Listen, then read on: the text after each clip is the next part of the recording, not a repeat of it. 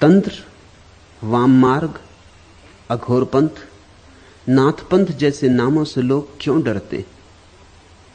इन मार्गों का सही विश्लेषण और सम्यक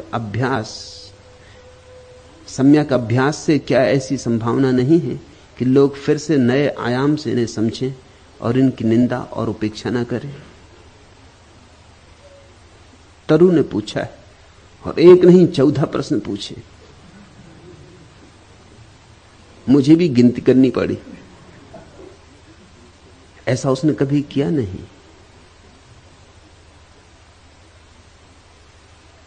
गोरख से कुछ संबंध रहा है। कोई सोई स्मृति जग गई, कोई झरना फूट पड़ा।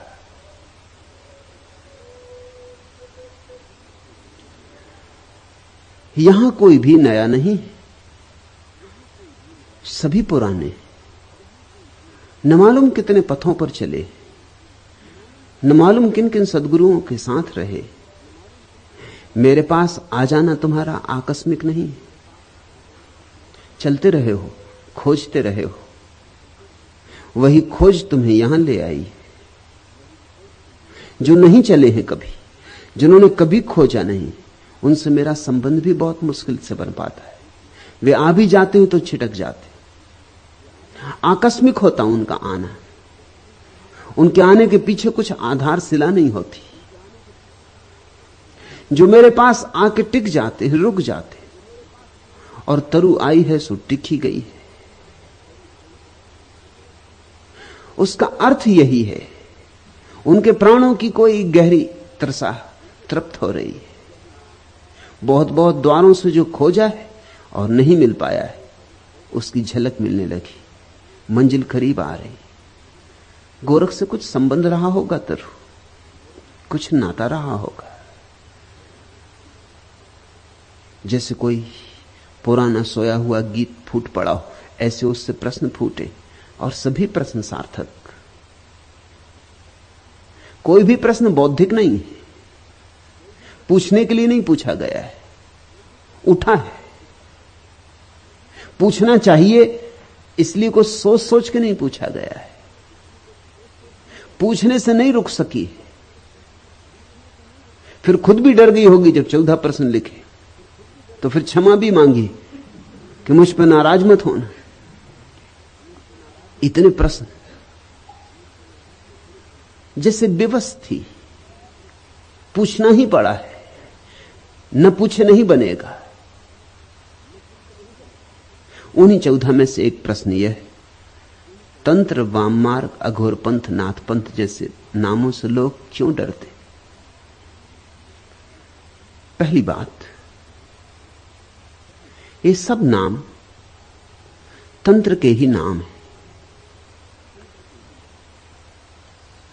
तंत्र का ही एक नाम वाम मार्ग है। वाम मार्ग का अर्थ होता है बाएं हाथ का रास्ता। तुम्हारे पास 2 हाथ है, एक दायां हाथ है, एक बायां हाथ है। ये 2 हाथ बस 2 हाथ ही नहीं, इनके पीछे बड़े राज छिपे। तुम्हारा दायां हाथ तुम्हारे बाएं मस्तिष्क के खंड से जुड़ा है, उल्टा। तुम्हारा बायां हाथ तुम्हारे दाएं मस्तिष्क के खंड से जुड़ा है। मस्तिष्क 2 खंडों में बटा है। अब तो विज्ञान ने इस पर बड़ी खोज की है, और उस खोज ने बड़े रहस्य प्रकट किए। तुम्हारा दायां मस्तिष्क जो कि बाएं हाथ से जुड़ा है, काव्य का स्रोत है, अनुभूति का, भाव का, कला का, प्रज्ञा का, आनंद, मस्ती, नृत्य, संगीत, उत्सव, कल्पना, जो भी मधुर है, जो भी स्त्रीण है, जो भी सुंदर है, उस सब का जन्म तुम्हारे दाएं मस्तिष्क में होता है। उस दाएं मस्तिष्क का प्रतीक है बायां हाथ। तुम्हारा दायां हाथ जुड़ा है बाएं मस्तिष्क से, बाएं मस्तिष्क में पैदा होता है तर्क, गणित, कर्मठता, कार्यकुशलता, चालाकी, राजनीति, कूटनीति, संसार, गद्य, विज्ञान, हिसाब किताब, उपयोगिता, बाजार। इस सब का संबंध बाएं मस्तिष्क से है। संसार सदा से दाएं हाथ पर जोर देता रहा है, क्योंकि दाएं हाथ में उपयोगिता है, हिसाब किताब है, गणित है, तर्क है, बाजार है, दुकान है, व्यवहार है। बाएं हाथ खतरनाक मालूम होता रहा है, सदा से खतरनाक मालूम होता रहा है। कवि का क्या भरोसा, गणितज्ञ का भरोसा किया जा सकता है, नर्तक का क्या भरोसा, वैज्ञानिक का भरोसा किया जा सकता है। फिर विज्ञान का उपयोग है, नृत्य का क्या उपयोग है? नृत्य तो है स्वांतः सुखाय। ये जो बायां हाथ है, ये तुम्हारे भीतर स्वांतः सुखाय का प्रतीक है। इसका कोई लक्ष्य नहीं, इसकी कोई दिशा नहीं, ये कहीं जा नहीं रहा है। यह तो इसी क्षण में आनंद मस्त मुग्ध होकर जीने की कला है। कविता का क्या मूल्य है?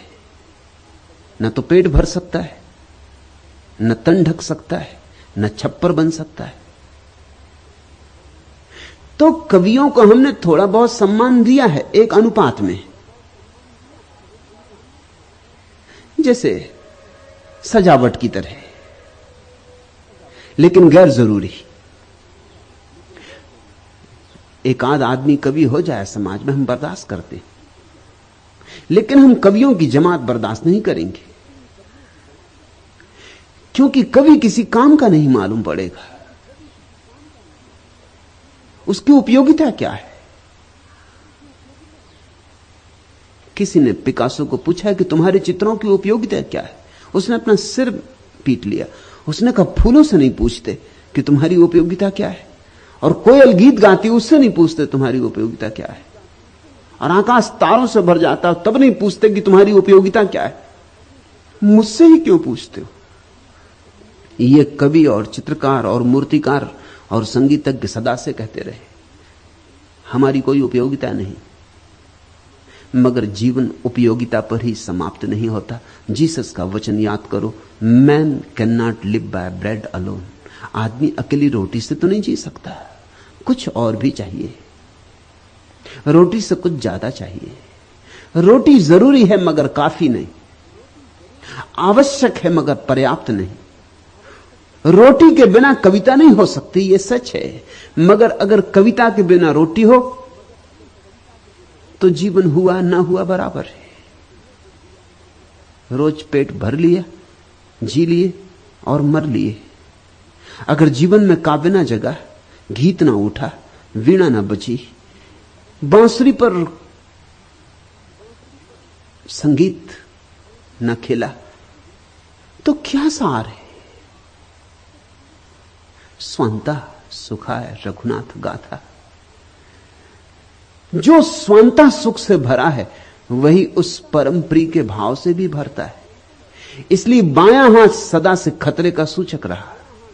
इसलिए जिनसे भी हम डरते उनको हम वाम मार्गी कहते, जिनसे हम भयभीत होते उनको हम वाम मार्गी कहते। तुम्हें हजारों लोग मिल जाएंगे जो मुझे वाम मार्गी कहते, ठीक ही कहते, मैं वाम मार्गी हूं, क्योंकि मैं तुम्हें स्वांतः सुखाय की कला सिखा रहा हूं। हिसाब किताब ही सब कुछ नहीं है, हिसाब किताब के बाहर भी एक जगत है, और वही जगत तृप्तिदायी है। उसी जगत में परितोष है, उसी जगत में प्रकाश है। जरूरतें पूरी होनी चाहिए, ठीक है, फिर क्या करोगे? जरूरतें पूरी हो जाएंगी, फिर क्या करोगे? आज पश्चिम में यही अड़चन आ गई, जरूरतें पूरी हो गई, जो बाहर की जरूरतें थी पश्चिम ने पूरी कर ली। समझना कठिनाई, जरूरतें पूरी करने के लिए बाएं हाथ से जुड़े हुए दाएं मस्तिष्क का कोई उपयोग नहीं किया। इसलिए पश्चिम ने धर्म को इंकार कर दिया, काव्य को इंकार कर दिया, संगीत को इंकार कर दिया, रहस्य की सारी विधा इंकार कर दी। ठीक गणित, विज्ञान, पदार्थ, ठोस जिसका प्रमाण है, उस पर ही पश्चिम जी रहा है। 300 साल के सतत प्रयोग ने, दाएं हाथ के प्रयोग ने पश्चिम को समृद्ध बना दिया। धन है, दौलत है, मकान है, सुंदर रास्ते हैं, सुस्वादु भोजन है, भरपेट भोजन है, सब जरूरत से ज्यादा है। एक संपन्नता का युग पश्चिम में आ गया। लेकिन 300 साल निरंतर वो जो स्वांतः सुखाय का स्रोत है उसको इंकार करके आया। तो पश्चिम संपन्न तो हो गया, लेकिन अब क्या करे? क्योंकि उसके पास सिर्फ सुख को भोगने की कला ही नहीं बची। पश्चिम किम कर्तव्य विमूढ़ है। अब कहां जाएं? अब क्या करें? काम का जगत जो हो सकता था हो चुका। पश्चिम के भीतर बड़ी बेचैनी है। रविवार के दिन भी पाश्चात्य मनुष्य छुट्टी नहीं मना पाता। छुट्टी मनाने की आदत ही भूल गई। काम और काम और काम, काम पर इतना जोर दिया है कि काम को भगवान बना दिया, तो लीला की कला भूल गई। तो बैठ के हंसे बोले कि वीणा बजाएं, कि बगिया में घास उगाएं, कि मस्त होकर लेट जाएं तारों तले, कि नौका विहार करें। नहीं, ये सारी बात अर्थहीन है, क्योंकि 300 साल एक ही बात दोहराई और सिखाई गई स्कूल से लेकर विश्वविद्यालय तक कि काम का मूल्य है। तो आज अगर कोई आदमी अपनी नाव पर लेटा हुआ आकाश के तारों के नीचे तिर रहा है झील में, तो उसे लगता है कि मैं कोई पाप कर रहा हूं, क्योंकि काम पुण्य है, मैं पाप कर रहा हूं। एक अपराध भाव पैदा हो गया है सुख के क्षण में। जब भी तुम सुखी होते हो तुमको लगता है कुछ तुम गलती कर रहे हो, कुछ भूल कर रहे हो। क्या कर रहे हो? गीत गुनगुना रहे हो, कंठ में ही दबा देना चाहते हो गीत को। इससे क्या होगा? तर्क उठाते, गणित खड़ा हो जाता है। इससे क्या होगा? इससे क्या लाभ है? क्यों ये बांसुरी बजा रहे हो? कुछ काम करो। मेरे पास लोग आते, वो तो कहते हैं आप लोगों को ध्यान सिखाते। ध्यान से क्या होगा? कुछ काम सिखाइए। काम की उपयोगिता है, और मैं नहीं कहता कि काम छोड़ दो, मगर मैं तुमसे यह कहना चाहता हूं कि काम की उपयोगिता यही है कि तुम बेकाम क्षणों में आनंदित हो सको। काम का उपयोग यही है कि तुम निष्काम हो सको। 6 दिन तुम जो बाजार में मेहनत करते हो वो इसीलिए ताकि 7वें दिन पांव पसारो, धूप में लेटो, कि वृक्ष की छाया तले बैठो, कि फूलों से बात करो, कि चांतारों से गुफ्तगू हो,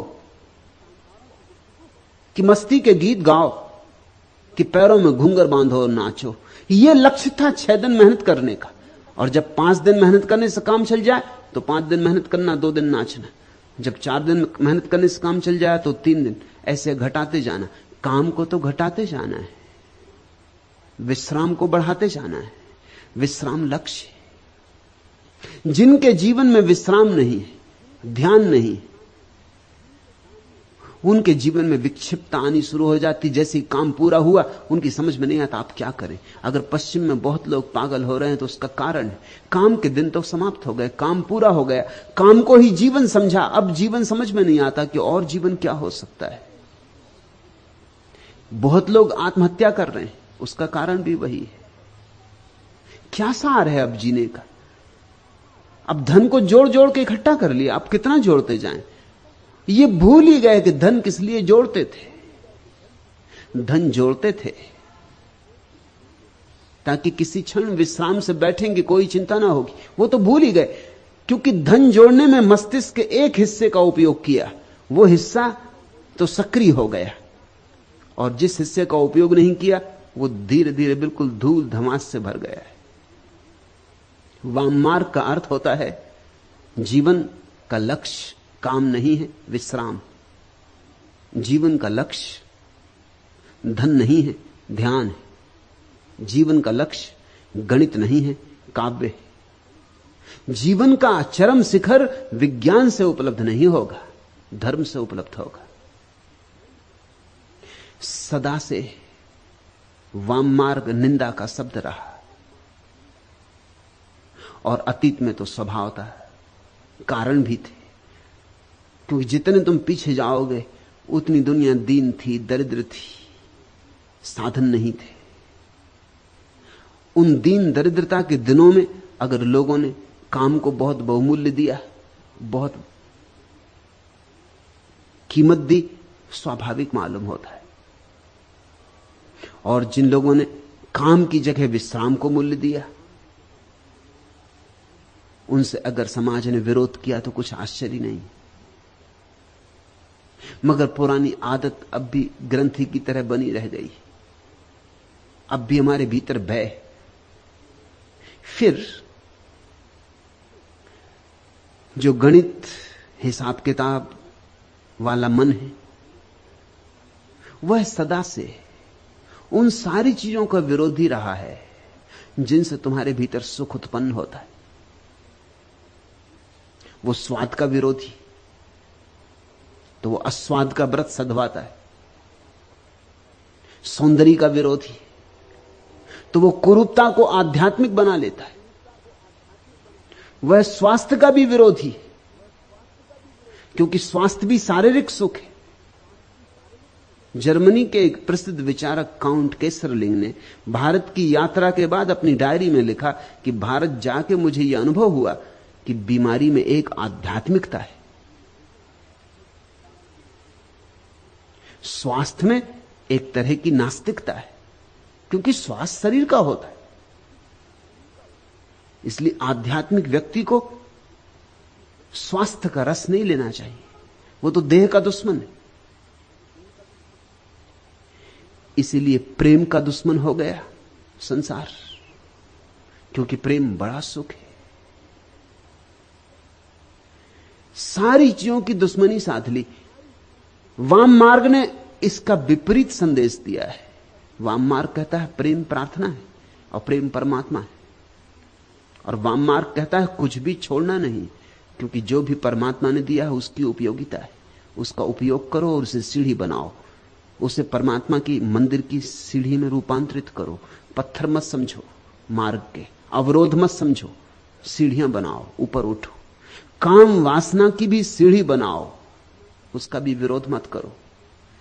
वाम मार्ग का अद्भुत संदेश है कि अगर तुम बुद्धिमान हो तो तुम जहर का ऐसा उपयोग करोगे कि वह औषधि हो जाए, अगर तुम बुद्धू हो तो तुम औषधि को भी जहर बना लोगे। यह बुनियादी सूत्र है वाम मार्ग का कि बुद्धिमान जहर को भी औषधि बना लेता है। यही तो बुद्धिमानी है। भगोड़े कायर होते हैं, बुद्धिमान नहीं होते। वाम मार्ग भगोड़ा नहीं है। इस संसार में अब तक भगोड़ों की बड़ी प्रतिष्ठा रही है। उसका कारण है क्योंकि भगोड़ों को देखकर तुम्हें यह समझ में आने लगता है कि वो हमसे विशिष्ट है। तुम धन के पीछे पागल हो और एक आदमी ने लात मार दी धन को और जंगल चला गया, तुम तत्क्षण प्रभावित हो जाते हो। तुम प्रभावित इसलिए हो जाते हो कि मेरा इतना धन में मोह है और इस आदमी में जरूर कुछ गरिमा है, इसने लात मार दी। इसलिए तुम महावीर से ज्यादा प्रभावित होते हो बजाय जनक के। जनक का नाम कुछ ज्यादा सुना नहीं जाता।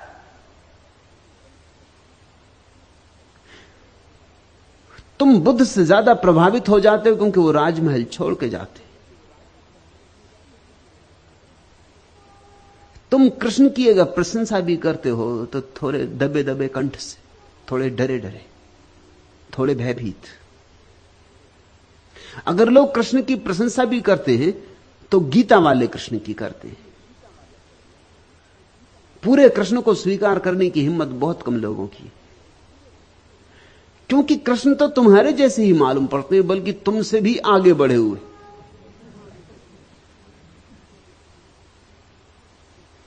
तुम किसी तरह अपने को समझा लेते हो कि चलो वे भगवान थे,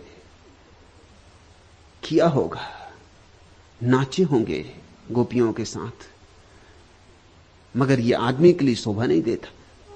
तुम शायद कृष्ण को भगवान कह के बच जाना चाहते हो। तुम एक बहाना खोजते हो।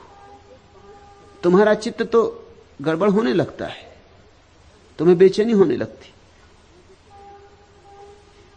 मैं एक घर में मेहमान था, एक हिंदू परिवार में। संभ्रांत परिवार है, कुलीन परिवार है। कोई 10-12 साल पहले की बात। मेरी किताब संभोग से समाधि की ओर छपी थी। वे बड़े बेचैन थे।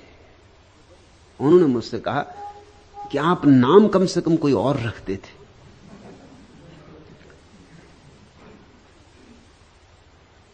क्योंकि किताब तो जब कोई पढ़ेगा तब जानेगा कि क्या है उसमें, मगर ये नाम बड़ा खतरनाक है। आप नाम कुछ और रखते थे।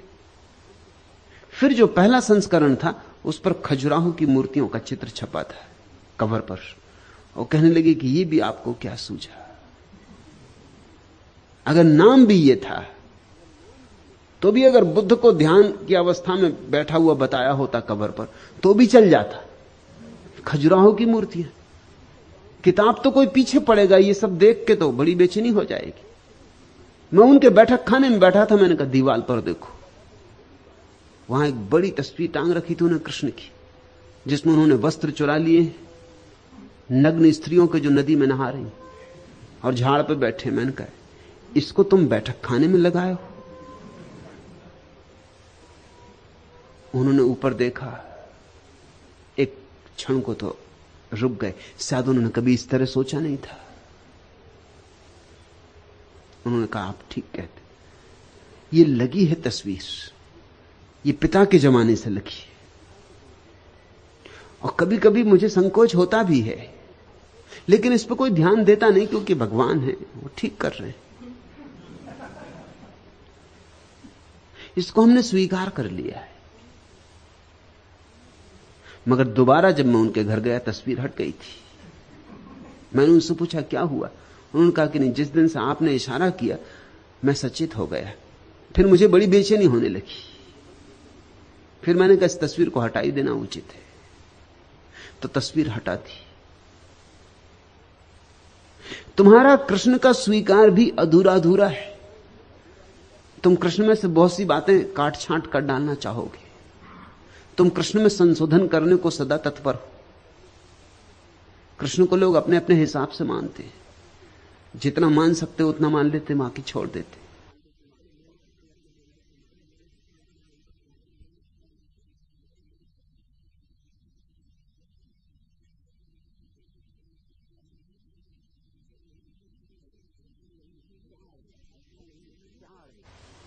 क्या अड़चन है?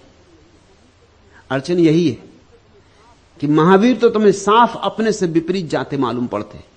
तुम सम्मान दे सकते हो क्योंकि तुम्हें मालूम अपने लोभ का, अपने काम का, अपने क्रोध का, अपनी लिप्सा का तुम्हें पता है, और ये उसको छोड़ के जा रहे हैं, विशिष्ट हैं, अब कोई प्रमाण की जरूरत नहीं।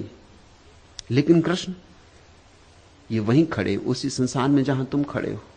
कृष्ण को पहचानने के लिए बड़ी गहरी आंख चाहिए। महावीर को पहचानना अंधे के भी बस की बात है, कोई अड़चन नहीं। अंधा भी पहचान लेगा कि ठीक सब छोड़ के चले गए, लेकिन कृष्ण को पहचानने के लिए तो जब तक भीतर की आंख न खुली हो तब तक पहचान मुश्किल है, क्योंकि वो वहीं खड़े। भेद तो कुछ भी नहीं, ऊपर से भेद नहीं है, भीतर से भेद है।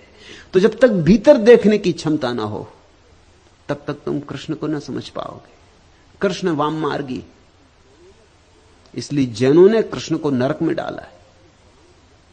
अपने पुराणों में नरक में डाल दिया है। वाममार्ग की है, और क्या वाममार्ग होगा? जीवन का सहज स्वीकार, उत्साहपूर्वक स्वीकार, स्वागतपूर्ण स्वीकार, जीवन को उसकी समग्र विधा में जीने की क्षमता, साहस। जीवन में कुछ भी बुरा नहीं, अगर कांटे भी हैं तो फूल की रक्षा के लिए तत्पर है। इसलिए जीवन में जो भी है सुंदर है, और अगर किसी चीज का सौंदर्य हमें दिखाई नहीं पड़ा है तो हमारी कहीं भूल चूक हो रही।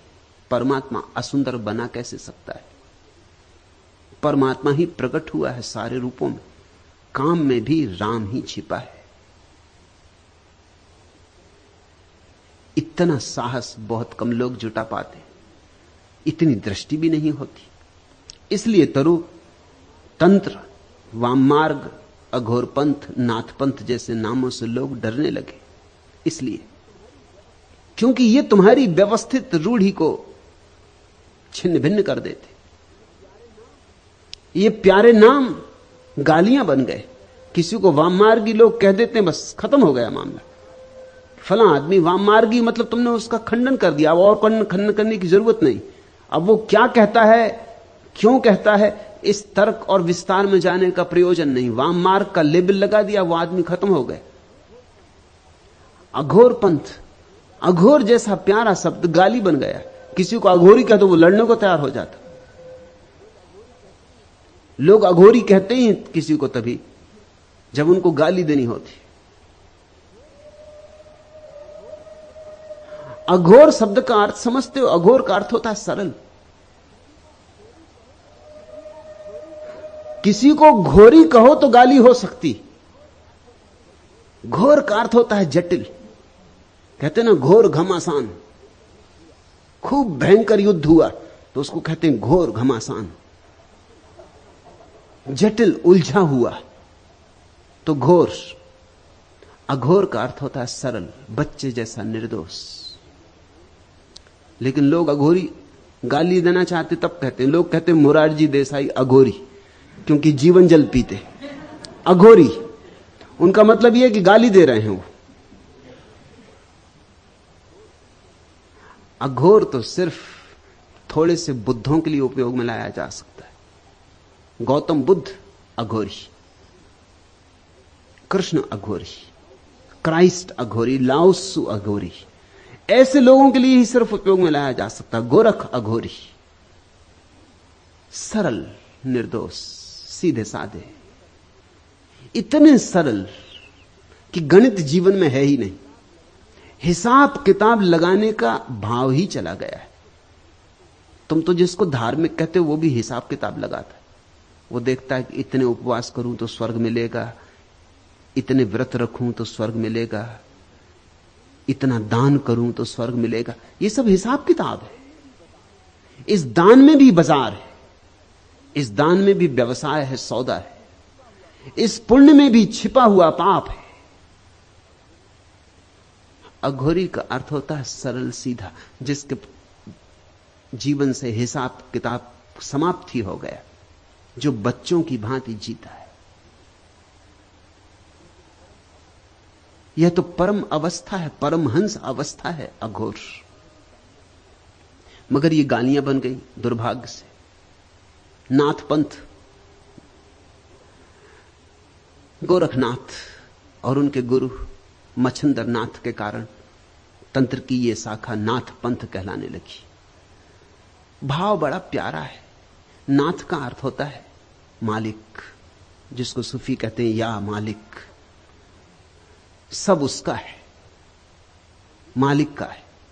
हम भी मालिक के, संसार भी उसका, सब उसका। जैसी उसकी मर्जी वैसे जिएंगे, जैसा जिलाएगा वैसे जिएंगे। हम अपनी संकल्प को आरोपित ना करेंगे, हम चेष्टा से ना जिएंगे। हम ऐसे बहेंगे जैसे कोई नदी की धार में बह जाए, हम तैरेंगे नहीं। यह भाव है। उस मालिक के रहते हम अपना संकल्प क्यों बीच में लाएं? हमारा संकल्प आया कि अहंकार आया, अहंकार आया कि हम भटके, तो हम तो बिना अहंकार के जिएंगे, उसकी जैसी मर्जी। जैसे सूखा पत्ता हवा में उड़ता, पश्चिम जाए कि पूरब, दक्षिण जाए कि उत्तर, उसे कोई चिंता नहीं, हवा जहां ले जाए। लड़ता नहीं, प्रतिरोध नहीं करता, संघर्ष नहीं करता कि मैं तो पश्चिम जाऊंगा, कि मुझे पूरब नहीं जाना, मुझे क्यों पूरब लिए जा रहे हो। नहीं, पत्ते की क्या मर्जी, ऐसा जो हो जाए तो समझना कि नाथपंथी। ऐसे ही रहे गोरख, इस सहज मर्जी से रहे, इस सरलता से रहे। मगर लोग अहंकार से जीते। इस जगत में अधिकतम लोगों के जीवन की भाषा अहंकार की भाषा है। स्वभावतः इतने सरल लोग उन्हें बर्दाश्त नहीं होंगे। उन्हें तो लगेगा बड़ा खतरा पैदा हो गया। इतनी सरलता से लोग जीने लगेंगे, उनको लगता तो फिर नीति का क्या होगा, अनीति ही अनीति फैल जाएगी, जैसे अभी नीति है। ये बड़े मजे की बातें, लोग इस तरह की बातें करते हैं जैसे कि अभी नीति है फिर अनीति फैल जाएगी। कहां है नीति? कैसी नीति? नीति के नाम पर पाखंड है। थोथे मुखौटे लगाए लोग बैठे, झूठे मुखौटे लगाए लोग बैठे। नीति कहां है? लेकिन लोग समझते हैं कि अगर सब लोग सरल होने लगे, सहज जीने लगे, स्वाभाविक होने लगे और कहा कि जैसी परमात्मा की मर्जी, तो फिर नीति खंडित हो जाएगी। बात उल्टी ही है। लोग संकल्प से जी जी के अनैतिक हो गए। मनुष्य से ज्यादा अनैतिक और कौन है इस पृथ्वी पर? मनुष्य से ज्यादा हिंसक और कौन है इस पृथ्वी पर? मनुष्य से ज्यादा संघातक और कौन है इस पृथ्वी पर? पशु पक्षी कम से कम अपनी जाति के लोगों को मार के नहीं खाते। कोई सिंह सिंह को मार के नहीं खाता, कोई बाज बाज को नहीं हमला करता। आदमी अकेला पशु है इस पूरी पृथ्वी पर जो स्वयं की जाति में ही मार काट करता है, और थोड़ी बहुत नहीं, लाखों की, करोड़ों की। हत्या करने में ऐसा रस और बड़ा मजा है। इसको भी नैतिक जामा पहना दिया जाता है। इसको कहते हैं जिहाद। धर्मयुद्ध हो रहा है, धर्मयुद्ध हो रहा है तो फिर मारो, फिर कोई हर्जा नहीं। जितने मारे उतना ही लाभ है, जितने मारे उतना स्वर्ग निश्चित है। लोग जिहाद कर रहे हैं, धर्मयुद्ध कर रहे हैं सदियों से, एक दूसरे को काट रहे हैं परमात्मा के नाम पर। काटना है उन्हें, नाम कोई भी हो। कभी राजनीति के नाम पर काटते, कभी धर्म के नाम पर काटते, कभी सिद्धांत के नाम पर, कभी शास्त्र के नाम पर। ये सब बहाने, काटना लक्ष्य है। बिना काटे मन नहीं मानता। ये कैसा मनुष्य हमने पैदा किया है? ये कैसा रुग्ण चित्त मनुष्य हमने पैदा किया है?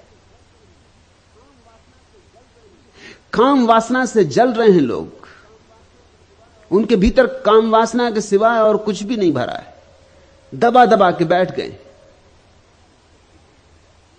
इसलिए जब भी कोई कहता है काम वासना को सहजता से स्वीकार करो, वह भी प्रभु की देन है, तो उनके भीतर बहुत घबराहट हो जाती, क्योंकि वो जानते हैं अगर उन्होंने सहजता से स्वीकार किया तो सब गड़बड़ हो जाएगा। वो इतना दबा के बैठ गए हैं कि करीब करीब एक ज्वालामुखी उनके नीचे जल रहा है। अब वो सहजता से कैसे स्वीकार करें? ऐसा ही समझो कि कोई आदमी जिंदगी भर उपवास करता रहा है, भूखा मरता रहा है, और तुम उससे कहो कि भाई भूख को सहज स्वीकार करो, जब भूख लगे तो भोजन कर लो, एकदम घबरा जाएगा। वो कहेगा अगर मैंने सहजता से स्वीकार किया तो मैं चौके से कभी बाहर निकलूंगा ही नहीं, क्योंकि मैं जानता हूं अपने को कि 24 घंटे में भोजन की ही सोचता हूं। उपवासी आदमी सोचते ही 24 घंटे भोजन की, तो फिर तो मैं निकल ही ना सकूंगा चौके से, फिर तो मुझे वहीं बैठा रहना पड़ेगा। हालांकि तुम हैरान होगे कि ये क्या कह रहे हो तुम। जो लोग भोजन करते हैं वो चौके में नहीं बैठे रहते 24 घंटे, मगर तुम उस आदमी की बात भी समझो, वो भी बेचारा ठीक कह रहा है। वो 24 घंटे भोजन की ही सोचता है। उपवास करने वाला सोचते ही भोजन की है। इसलिए मेरे जैसे व्यक्ति जब जीवन को सरल करने की बात करते हैं तो बड़ी बेचैनी फैल जाती, बड़ी घबराहट फैल जाती। यहां दमित प्रकार के लोग कभी कभी आ जाते, उनको बहुत घबराहट हो जाती, क्योंकि वो जानते अगर मैं जो कह रहा हूं वह ठीक है तो उनके भीतर दबे हुए रोग एकदम से प्रकट हो जाएंगे। जिंदगी भर दबाए रोग एकदम से प्रकट हो जाएंगे, वो विक्षिप्त हो जाएंगे, वो नहीं बर्दाश्त कर सकेंगे। इस घबराहट से बचने के लिए वो मेरे विपरीत हो जाते, मेरे विरोधी हो जाते। मेरे विरोधी होने में कारण मैं जो कह रहा हूं उसका सत्य इतना खतरनाक उन्हें मालूम होता है। खतरनाक इसलिए नहीं मालूम होता कि सत्य खतरनाक है, खतरनाक इसलिए मालूम होता है कि अब तक वे इतने असत्य में जिए और अब उस असत्य को छोड़ने में बड़ी मुश्किल मालूम होती, और वो छूटेगा तो जीवन भर का जो बांध था वो टूट जाएगा। उनके जीवन में संयम नहीं है, संयम का सिर्फ थोथा आग्रह। जो आदमी वस्तुतः संयमी है, जिसने वस्तुतः जागृत होकर सम्यक रूपेण अपनी काम वासना का अतिक्रमण किया है, उसे कुछ भी अंतर ना पड़ेगा। उसे मेरी बात में जरा भी कुछ विरोध ना दिखाई पड़ेगा।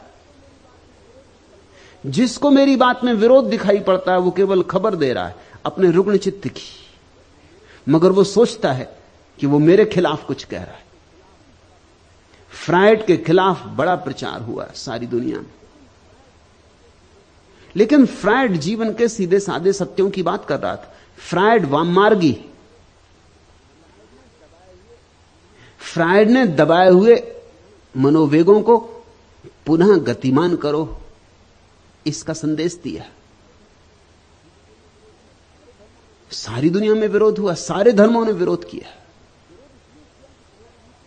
विरोध इसलिए किया कि तुम्हारे नीचे की जमीन खिसक गई, तुम सब गलत हो जाओगे अगर फ्रायड सही है। और यही उचित है कि तुम अपने को ही सही सिद्ध करते रहो, फिर तुम्हारी भीड़ है, भीड़ तुम्हारे साथ है। सत्य सदा अकेला है, असत्य बहुत प्राचीन है, भीड़ उनके साथ राजी है। भीड़ ने इतने दिन तक उनके साथ दिया है। भीड़ की सारी न्यस्त स्वार्थ की व्यवस्था उनसे जुड़ गई। तुम एकदम घबरा जाते हो, तुम एकदम भयभीत हो जाते हो। अपने भय से, अपनी घबराहट से तुम विरोध करने लग जाते हो। लेकिन सत्य ऐसे हारता नहीं, सत्य बार बार लौट आता है। वाम मार्ग लौट लौट के आता रहेगा। तंत्र की बार बार घोषणा होगी जब तक कि मनुष्य सहज नहीं हो जाता। जिस दिन मनुष्य सहज हो जाएगा उस दिन तंत्र की कोई जरूरत न रह जाएगी। तंत्र सिर्फ औषधि है। वाम मार्ग, वो जो उल्टे चल पड़े हैं लोग, उनको रास्ते पे लाने के लिए सिर्फ एक उपाय है। जो रास्ते पे आ गया वो ना तो दाएं का होता ना बाएं का होता, दाएं बाएं दोनों उसके होते, वो किसी का नहीं होता। उसकी अवस्था अतिक्रमण की होती, वो दोनों के पार चला गया होता है। पूछा तूने तंत्र, वाम मार्ग, अघोरपंथ, नाथपंथ जैसे नामों से लोग क्यों डरते? डरने का कारण है तुम इतनी बारूद लिए बैठे हो अपने भीतर की जरा सी चिंगारी सत्य की जाएगी, विस्फोट हो जाएगा। तुम चिंगारी से डरोगे नहीं तो क्या करोगे? जब तुम अपनी बारूद को गिराने को राजी हो जाओगे तब तुम्हें चिंगारी से कोई भय न रह जाएगा। तुम डरते उसी बात से हो जिस बात से तुम्हारे भीतर बेचैनी पैदा होती, और सत्य बड़ा बेचैन करता है। अगर असत्य के साथ आग्रह पूर्वक संबंध बना लिए हो, अगर असत्य के साथ भांवर डाल ली है तो सत्य बहुत बेचैन करता है। मुल्ला नसरुद्दीन की शादी हुई तो जैसा मुसलमानों में रिवाज है, सुहागरात पत्नी ने मुल्ला के सामने अपना घूंघट उठाया, बुर्का उठाया। मुल्ला ने पहले दफे पत्नी देखी, पहले तो देखी नहीं थी, एकदम निराश होकर रह गया इससे ज्यादा बदशक्ल स्त्री उसने जीवन में देखी नहीं थी।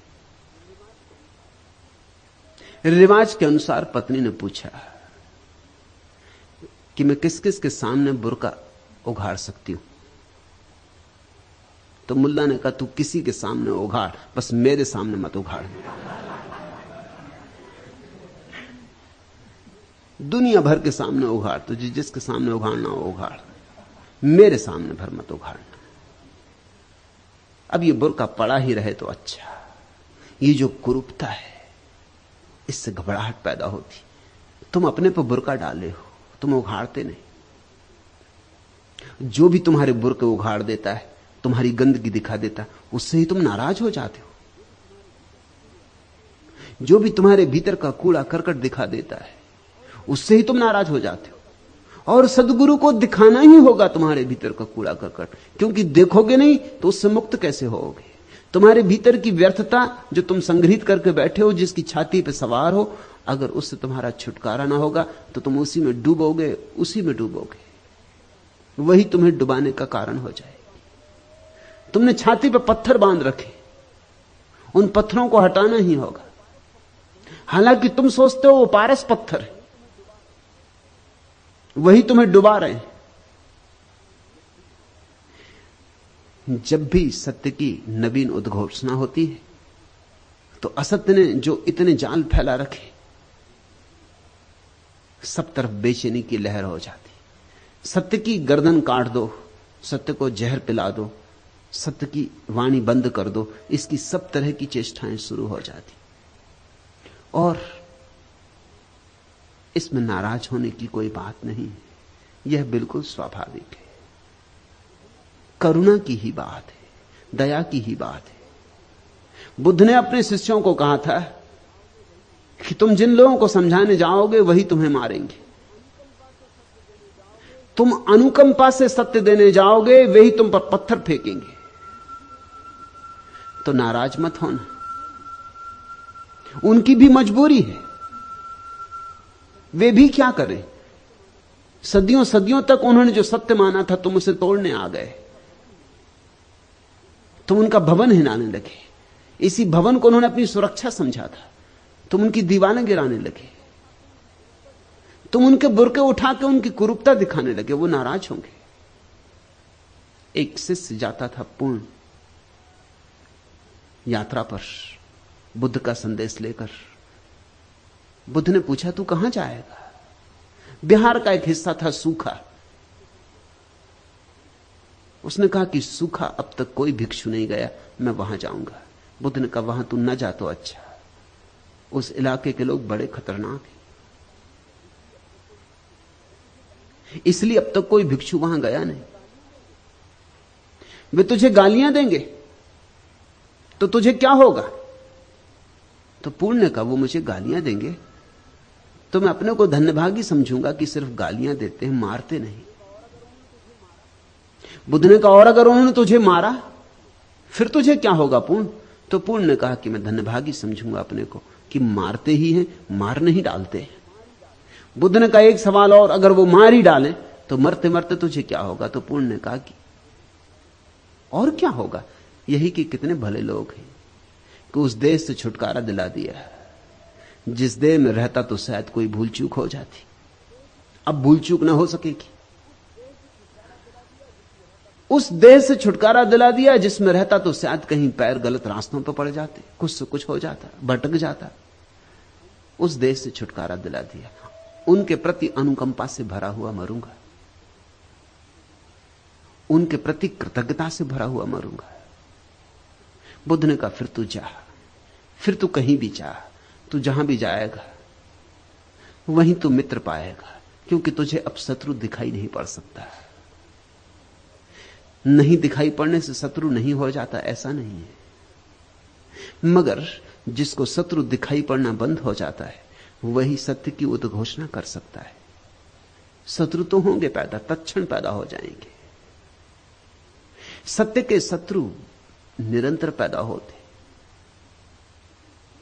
हमारी इतनी समझ कहां कि हम सत्य को पचा पाएं, इतनी छाती कहां हमारी बड़ी कि हम सत्य को अपने भीतर समाविष्ट करें, अपने भीतर मेहमान बन जाने दें। हम आतिथ्य बने सत्य के, सत्य अतिथि बने, इसकी हमारी पात्रता कहां?